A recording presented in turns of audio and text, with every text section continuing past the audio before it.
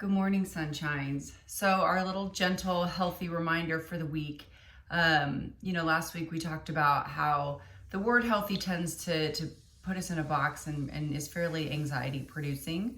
So we're working on just being a little more gentle with that word in terms of what it means. And sometimes it's healthy to remember that there are barriers to making healthier choices. And very realistically, time and money are often those restraints. And sometimes those aren't restraints we can do things about. But a third one that's really important is routine and habits that we get into. And it's very difficult to break those. So what we're not trying to do with healthy decisions is to redefine you or redefine your life or, trying to make it this big production right now. I mean, this is a time when we want to go back to basics. We're trying to cover our basics. We're trying to keep it together. We don't need to make it more complicated. We don't need to overhaul your life. We're not, this isn't the new you coming through. This is just some small changes that we can make to help you feel better during a time that's already stressful. Two things with that. I mean, habits and patterns tend to happen in two different ways. One, there's our actual patterns and habits in life. Like, what do we grab from the refrigerator?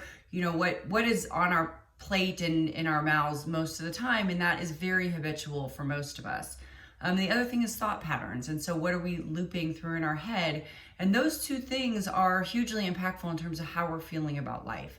And we're not going to try to change those all at once, but maybe start the week with two things. I mean, one, is there a thought pattern that you're having that's not necessarily helpful that maybe you could change or counteract? Think of something that's a little more positive and nice for yourself.